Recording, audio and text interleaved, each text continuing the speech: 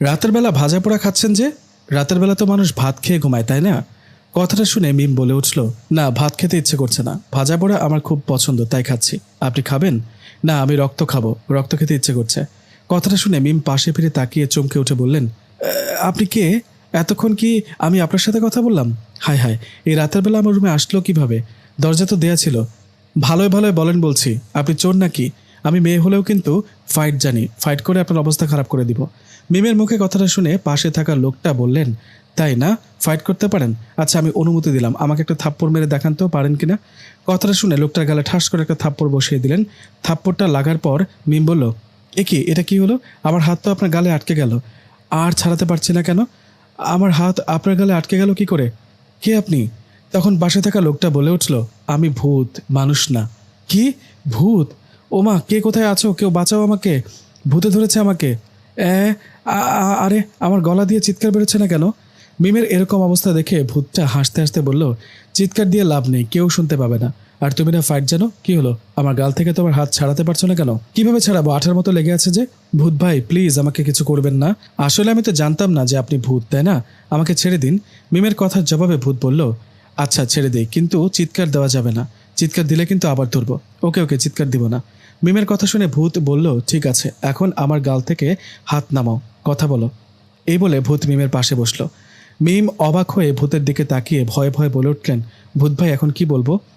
কি বলবে সেটাও কি বলে দিতে হবে? এখানে কেন আসলাম জিজ্ঞেস করবে না? হ্যাঁ বলুন, এখানে কেন আসছেন? তোমার ভাজাপোড়া খাবার জন্য। জানো না ভাজাপোড়া ভূতদের পছন্দ? আমি তো রুমে বসে খাচ্ছিলাম, জঙ্গলে বসে না। সেটা না হয় বুঝলাম, কিন্তু মাথার চুল ছেড়ে দিয়েছো কেন? রুমের মধ্যে চুল ছেড়ে দিব না বুঝি? তাতেও কি সমস্যা? সমস্যা। তোমার এই ভাজাপোড়ার গন্ধ পেয়ে আমি তোমার রুমে চলে আসছি, এসে দেখি আবার চুল ছেড়ে দেওয়া। এসব বড় কথা না, বড় কথা হলো তোমাকে আমার ভালো লেগে গেছে, পছন্দ হয়েছে তোমাকে। কি? আমাকে পছন্দ করেন? হ্যাঁ করি, শুধু পছন্দ না, তোমাকে বিয়ে করব। আমি শেষ। এ বলে জ্ঞান হারিয়ে পড়ে গেল মিম। একটু পর মিমের জ্ঞান ফিরতে ভূতটা বলে উঠল, কি হলো, জ্ঞান হারালে কেন? ভয় পেয়েছো নাকি? শোনো, ভয় পেও না, ভয় পাও আর যাই হও, কথা ফাইনাল।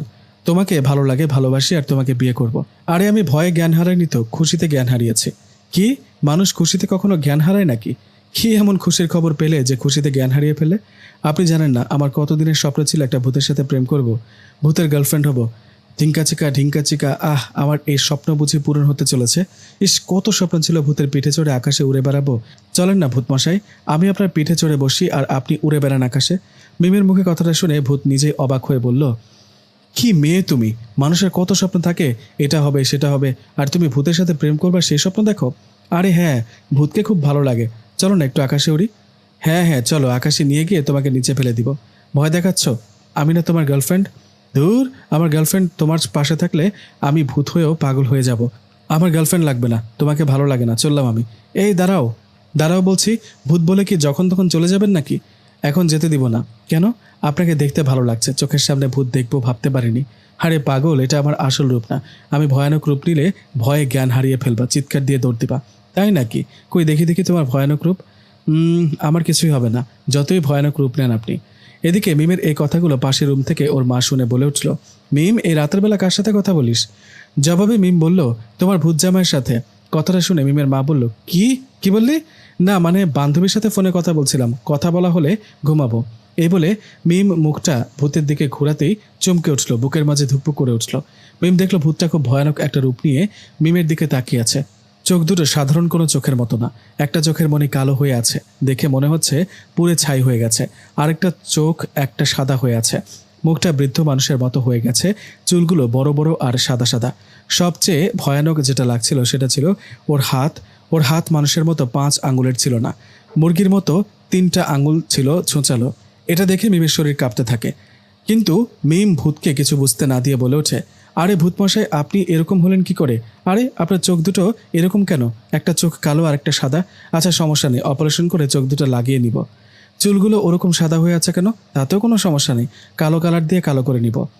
মুখটাও দেখি বৃদ্ধ মানুষের মতো ভাঁজ পড়ে গেছে, সমস্যা নেই, প্লাস্টিক সার্জারি করে মুখটা সুন্দর করব। আর হাতের এই অবস্থা কেন? মুরগির মতো 3টা আঙুল দেখতে ভালো লাগছে না। তোমার হাতের দরকার নেই, কেটে ফেলি।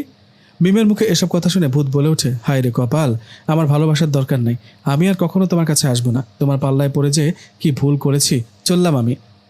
মিম বলল, এই থামো, চলে গেলে কিন্তু কবিরাজ ডাকবো। কোন কবিরাজ ডাকবা? কবিরাজ এসে কি করবে? কি আর করবে, তোমাকে বোতলে বন্দি করবে। তোমারও ঘাড় মটকাবো, তোমার কবিরাজেরও ঘাড় মটকাবো।